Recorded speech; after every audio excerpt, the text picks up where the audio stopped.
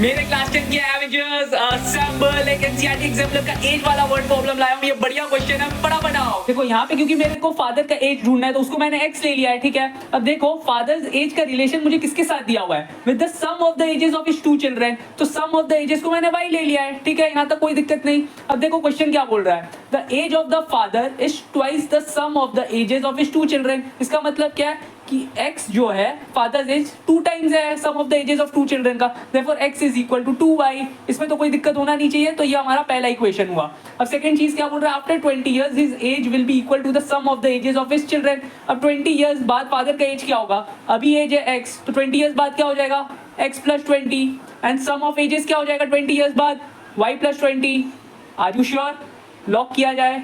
नहीं यार, गलत है। देखो समझो बात को, मान लो एक बच्चे का एज है 10 और एक बच्चे का एज है 12, ठीक है। तो सम कितना हुआ, सम हुआ 22। अब 20 इयर्स बाद क्या होगा, इसका एज हो जाएगा हमारा 30, इसका एज हो जाएगा 32। तो दोनों जगह 20 बढ़ेगा, बात समझो। अब सम करो तो 62 आएगा। तो देखो कितना बड़ा, 40, क्योंकि 20 इधर बढ़ा और 20 इधर बढ़ा। देखो 20 इयर्स बाद सम ऑफ एजेस हो जाएगा हमारा y प्लस 40। बात समझो। तो y प्लस 20 मत करना, ये बहुत ही कॉमन मिस्टेक है, बात समझो। और ये दोनों इक्वल हो जाएगा लिखा हुआ है। सो बस तो हमको दूसरा इक्वेशन मिल गया, इसको थोड़ा सिंपलीफाई कर सकते हैं। y को इधर भेजा, देयरफॉर x माइनस वाई, 20 इधर गया विच इज इक्वल टू 20। तो मुझे दो इक्वेशन मिल गया। तो देखो इजीली सॉल्व हो जाएगा सब्स्टिट्यूशन मेथड से। 2y को इधर रख दो x की जगह, therefore 2y minus y is equal to 20 which implies जो y का वैल्यू आ रहा है वो 20 आ रहा है। Therefore sum of the ages मिला मुझे 20। अब फादर्स का एज क्या है यहाँ पे रख दो, देयरफॉर x क्या मिल रहा है 40, देयरफॉर फादर का एज 40 है। So this is our answer, ठीक है।